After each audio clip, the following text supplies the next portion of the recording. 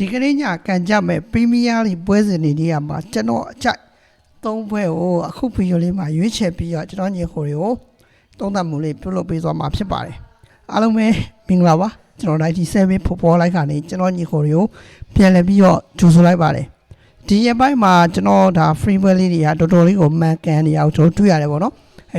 အရင်တစ်ပတ်ကလည်း2ရက်ဆက် all win ထားတယ်ဒီကနေ့မှာလည်းအကြိုက်၃ပွဲကိုရွေးချယ်ပြီးတော့ပြောမယ်ဒါပေမဲ့စိတ်မကောင်းစရာတော့ကျွန်တော်ရဲ့ TikTok အကောင့်ကလေးက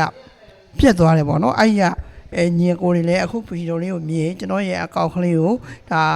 follow လေးလုပ်ပြီးတော့ပြန်ပြီးတော့ follow ပေးဖို့ပေါ့နော်ကျွန်တော် message ရနေပြီကျွန်တော်ဒီကနေ့ညspecial တပွဲခေါင်းထွက်ပါတယ်မနေ့ညကတော့ကျွန်တော်တို့ရိုမာကိုပေးခဲ့တာ3-1ဆိုတော့ရလာနေအောင်မြင်ခဲ့တယ်ဒီကနေ့ညမှာလည်းဒါပရီးမီးယားလိထဲကကျွန်တော်အကြိုက်တပွဲကို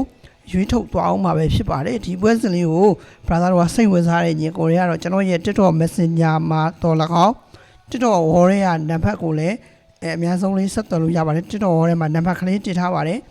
အဲ့ရနေဒါနိုင်ဘေးနဲ့ကျွန်တော်ညီကိုတွေလာရောက်ပြီးတော့ယူလို့ရပါတယ်ဒါကတော့ကျွန်တော်ညီကိုတွေအတွက်ဒါအထူးထုတ်ပေးထားတဲ့ SP1 ပွဲဖြစ်ပါတယ်ဒါဆိုရင်ကျွန်တော်တို့ဒီညပွဲတွေတွေကမှာကျွန်တော်အကြိုက်3ပွဲကိုပြောပြပေးသွားမယ်ပေါ့နော်3ပွဲဆိုမဲ့ဒီပွဲကတော့ကျွန်တော်တို့ body နဲ့ခိုးပေါင်းတွဲထားပါတယ်ဒါတော့ကျွန်တော်တို့ဘန်လီနဲ့ဒီနယူကာဆယ်ပွဲစဉ်လေးပဲဖြစ်ပါတယ်နယူကာဆယ်ကအဝင်းခွဲကနေပြီးတော့တစ်လုံးသွင်းရင်ဒါပြား30စားပေါက်တယ်ပေါ့နော်ခိုးပေါင်းချင်းမှာဆိုရင်3လုံးသွင်းရင်3လုံးသွင်းရင်ဒါ80စားလောက်ရမယ်ဒါဒီချက်လက်တွေကိုကြည့်မယ်ဆိုရင်ဒါကြေးပေါ့နော်ဒါလက်ရှိခြေစွမ်းအရာဆိုရင်ဒါဒီနယူကကောင်းနေတဲ့အနေအထားမျိုးမှာရှိရပေါ့နော်ဘန်လီထက်စားရင်ဘန်လီကတော့လက်ရှိ9ပွဲမှာနိုင်ပွဲဒီပွဲမှာရမထားသေးဘူး3ပွဲရှုံး2ပွဲတည်ဒီဘက်ကနေယူကတော့ကျွန်တော်တို့နောက်ဆုံး9ပွဲမှာတပွဲနိုင်ထားတယ်2ပွဲတည်ဒါနောက်ဆုံးပွဲမှာ Manchester United ကိုဒါ1-0ဆိုတဲ့ရလဒ်နဲ့ရှုံးနိုင်ထားတယ်ဒီအရှုံးကနေကျွန်တော်ကဒီပွဲမှာကိုယ့်ထက်ဒါခြေစွမ်းပိုင်းနှိမ့်နေတဲ့ဘန်လီနဲ့တွေ့ရတယ်အဝေးကွင်းဒါအဝေးကွင်းဆိုရင်နေယူကတိတ်ပြီးတော့အားရစရာတော့မကောင်းဘူးဒါပေမဲ့ဒီဘက်မှာတော့ကျွန်တော်ကတော့နယူကာဆယ်ကိုပဲကျွန်တော်ကတော့ကြိုက်တယ်ပေါ့နော်ဂိုးပေါင်းချင်းမှာပြောမယ်ဆိုရင်တော့ဒါဘန်လီဘက်ကလည်းဂိုးရနိုင်တဲ့အနေအထားမျိုးမှာရှိရဲဒါပေမဲ့ဘန်လီရဲ့နောက်ထပ်ကလည်းဂိုးတွေပေးရတယ်ဒါကြောင့်မလို့ကျွန်တော်ဒီဘက်မှာတော့ဇုံအပေါ်လေးကိုပဲရွေးချယ်ချင်ပါတယ်နယူနဲ့နယူဂိုးအပေါ်ပေါ့နော်ဒါတော့ကျွန်တော်အကြိုက်ဖြစ်ပါတယ်အနှိမ့်ဆုံး3လုံးကတော့လာကိုလာလိုက်မယ်လို့ကျွန်တော်ထင်ပါတယ်ဒါကတော့ကျွန်တော်အကြိုက်ပေါ့နော်နောက်တစ်ပွဲကတော့ကျွန်တော်တို့ဒါ Nottingham Forest နဲ့ Everton ပွဲစဉ်ပဲဖြစ်ပါတယ် Nottingham Forest ကဒီအိမ်ဝင်းမှာ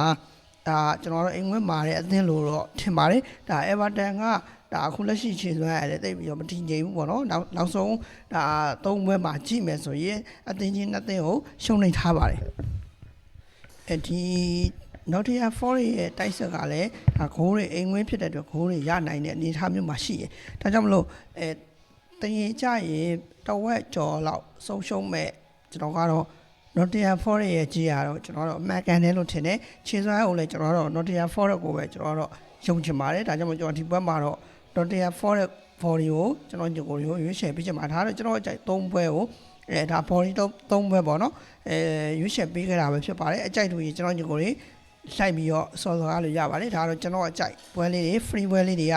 ဒီရက်ပိုင်းတော်တော်လေးကိုမှန်ကန်နေတဲ့အတွက်ကျွန်တော်ညီကိုတွေထပ်ပြီးတော့တင်ဆက်ပေးလိုက်တာပဲဖြစ်ပါတယ်ကျန်တဲ့ပွဲကိုတော့ကျွန်တော်ရဲ့ TikTok wall ရရှိတဲ့နံပါတ်ကလေးကနေအများဆုံးလေးဆက်သွယ်ပေးပါအားလုံးပဲကျေးဇူးတင်ပါတယ်ဗျခုနကပါဗျ